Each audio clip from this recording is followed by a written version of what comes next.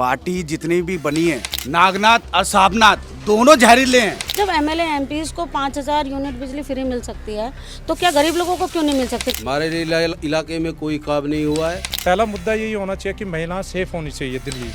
हम जहाँ रहेंगे वहाँ सफाई हमें खुद ही करनी चाहिए। अगर हम खुद ही गंदगी करेंगे तो सफाई होएगी कहाँ से?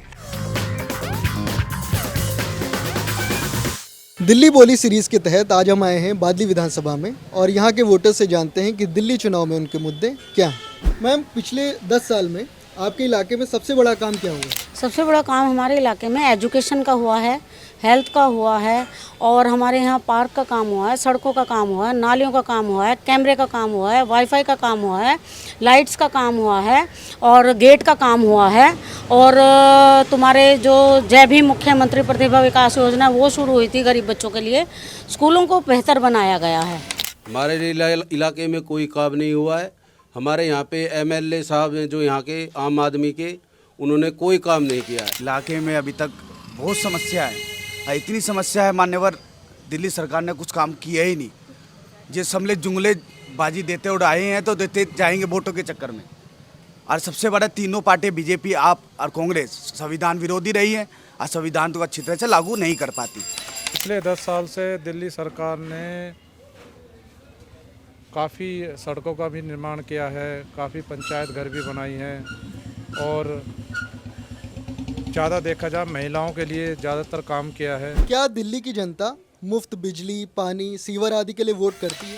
दिल्ली के लिए ये बेकार है, ये फ़ायदा कुछ नहीं है, नुकसान है इसमें।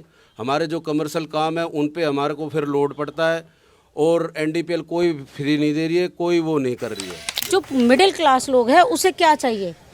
पानी की, बिजली की, बच्चों की स्कूल की, यही नीड है, उनकी बेसिक नीड्स यही हैं। जब एमएलए एमपीज को 5000 यूनिट बिजली फ्री मिल सकती है तो क्या गरीब लोगों को क्यों नहीं मिल सकती? क्या वोट नहीं देते? वो उन्हीं के वोट से बनते हैं। देखो, वो तो अपनी अपनी सोच है, लेकिन जो ये फ्री का जो भी काम होता है, आजकल ये जो टिकट बसों में फ्री हुई हैं उसके ऊपर लेडीज़ों की इतनी बेइज्जती, इंसल्ट करी गई है। हर इंसान ना बोलने वाला भी बोल के चलता है। अमीर आदमी के लिए क्या चाहिए? वो तो अपना बिजली बिल सब कुछ भर देगा। गरीब आदमी क्या करेगा? क्या करेगा गरीब आदमी? गरीब आदमी कुछ भी नहीं कर सकते। गरीब आदमी 500 रुपये कमाता है, 500 रुपये में खर्चा करता है और गुजारा करेगा। उसके लिए क्या करेगा? सरकार आम आदमी पार्टी ने सही लागू किया है ये। देखिए, जो मध्य वर्गीय है और निम्न वर्गीय है वो फ्री का लालच तो नुकसानदायक होता है, मगर जनता को क्या चाहिए? फ्री के चक्कर में वोट बैंक होता है और नेता उसी का फ़ायदा उठा लेते हैं। इलाके की ऐसी कौन सी समस्या है जो आप चाहते हैं नई सरकार बनने पर सबसे पहले हल की है? हमारे यहाँ हम चाहते हैं, हमारे यहाँ भाइयों के लिए 1-2 बारात घर हमारे जो रह रहे हैं जिनमें काफ़ी गलत काम हो रहे हैं, वहाँ पे वो बारात घर बने। और जो काम रुके हुए थे, जो देवेंद्र भाई ने करे थे या दीपक चौधरी अब करके गया है, और दीपक चौधरी आज की डेट में एमएलए साहब बन जाते हैं तो हमारे भी काम जरूर हो जाएंगे। समस्या देखो, एक तो बुजुर्गों की समस्या, पॉलिसी चलाए बुजुर्गों के लिए, युवाओं के लिए, रोजगार के लिए दे। एक तो सबसे पहले यहाँ शिक्षा का, और छोटे छोटे बच्चे हैं जैसे 9-10 साल के भी हैं, वो ऐसे ही आवारा डोलते हैं और जगह जगह गुट बना के खड़े रहते हैं। उन्हें पढ़ाई के लिए मतलब आगे प्रोत्साहित किया जाए। महिलाओं को लेके जो दंगे फसाद हो रहे हैं, जो वे सुरक्षित नहीं हैं, जो पहला मुद्दा यही होना चाहिए कि महिलाएं सेफ होनी चाहिए दिल्ली में। दिल्ली की हवा जहरीली है और यमुना नाला बन गई है, इसके लिए आप किसको जिम्मेदार मानते हैं? पार्टी जितनी भी बनी है सारे जहरीले हैं। नागनाथ और साबनाथ दोनों जहरीले हैं। पार्टियां सत्ते वित्ते पे चलेगी तो यमुना साफ नजर आएगी। देखिए, ये मानसिकता से चलती है सब कुछ। यदि लोकतंत्र के अंदर अच्छे प्राणी होंगे तो वहाँ का वातावरण भी अच्छा होगा।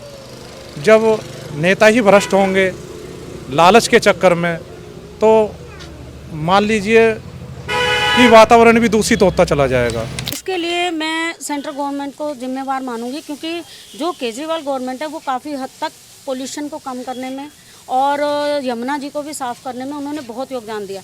खत्ता भी काफ़ी हद तक कम हो गया है। इसके लिए तो ये सब आम जनता जानती है केजरीवाल ने क्या वादे किए थे, क्या वादे नहीं किए हैं, और कोई सफाई नहीं करी। ये तो खुद हम भी जिम्मेदार हैं। हम जहाँ रहेंगे वहाँ सफाई हमें खुद ही करनी चाहिए। अगर हम खुद ही गंदगी करेंगे तो सफाई होएगी कहाँ से? क्या दिल्ली को पूर्ण राज्य का दर्जा मिलना चाहिए? अगर हाँ तो क्यों, इससे क्या होगा? दिल्ली को पूरा दर्जा सब भाई देंगे तो बहुत अच्छा काम चलेगा, आगे भी चलेगा, केंद्र में भी है और एलजी भी फिर इनके हाथ में रहेगा। ना इनको कोई बहाना मिलेगा बीजेपी वालों को। एक बार पब्लिक ने इनको मौका देना चाहिए। पूर्ण राज्य का दर्जा मिलना चाहिए। पूर्ण राज्य का दर्जा अगर मिलता है तो जो काम है वो जो सरकार है वो अपने लेवल पे कर सकती है। दिल्ली को पूरे राज्य नहीं मिलना चाहिए। मिलना चाहिए। अदर स्टेट वाले दिल्ली में आकर नौकरी करते हैं तो दिल्ली वाले कहाँ जाएंगे भाई? अदर स्टेट के लिए वहीं उन्हें काम मिलना चाहिए, या बिहार हो या दिल्ली हो या उत्तर प्रदेश हो, जितने भी 29 राज्य है। यदि मानव को काम वहाँ मिलेगा तो यहाँ दिल्ली में नहीं आएगा। क्या यहाँ के विधायक जो बादली के हैं वो आप लोगों से मिलते हैं? क्या आपके बुलाने पर आते हैं आप? नहीं, हाँ, वो आते हैं, मिलते हैं और सबको ऐसे मिलते हैं जैसे एक फैमिलियर की तरह मिलते हैं। और उनका बहुत अच्छा योगदान है।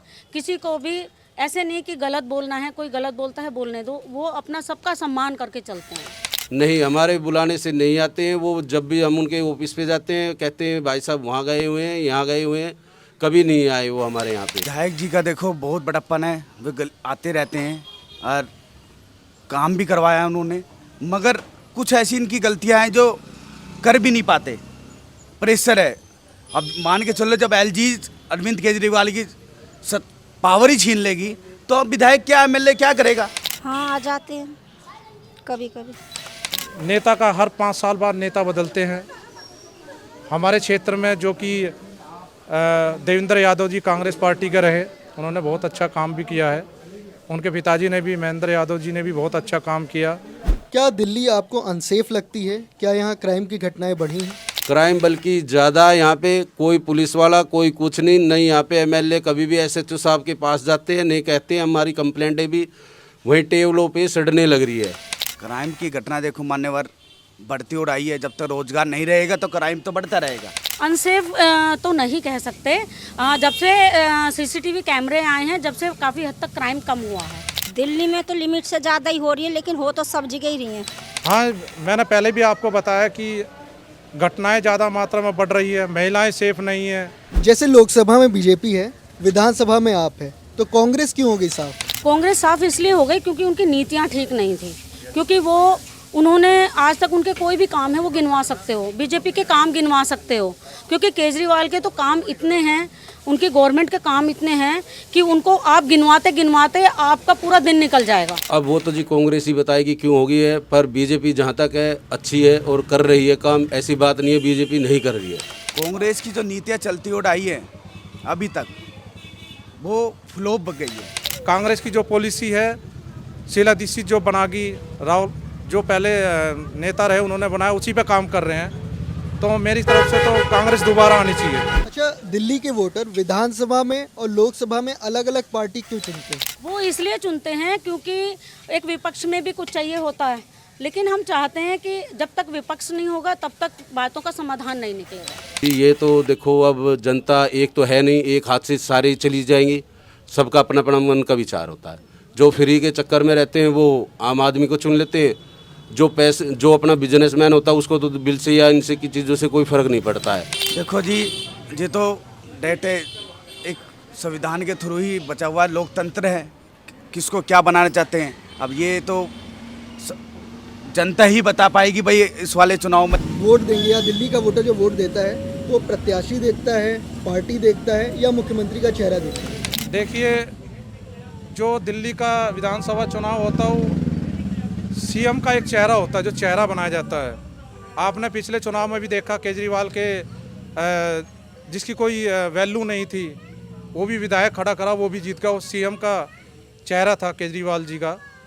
तो चेहरे से ही ये विधानसभा चुनाव जीता जाता है। ना तो हम मुख्यमंत्री का चेहरा देखते हैं, ना ही कुछ देखते हैं। हमारी वोट है, हम जिसको चाहे अपना दे सकते हैं मत। वोट देते वक्त हम ये देखेंगे कि हमारे यहाँ एरिया में कितना काम हुआ है। क्योंकि जो सुविधाएं हैं और जो काम है हम काम के बल पे वोट देंगे ना, हम किसी कैंडिडेट को देख के वोट नहीं देंगे, हम किसी मुख्यमंत्री का चेहरा देख के वोट नहीं देंगे, हम किसी पार्टी को देख के वोट नहीं देंगे। मुख्यमंत्री का देखेंगे और उम्मीदवार का भी पार्टी का देखा जाएगा। अगर मान लो पार्टी में उसमें बैठ गया कोई नशेड़ी या कोई भी हुआ फ्रॉड तो उसका क्या फायदा हमें। दिल्ली की बारी आई है मान्यवर, अब तो दिल्ली के बस अब चेहरे नहीं देखेंगे मान्यवर, अब देखेंगे संविधान। हमारा संविधान खतरे में है।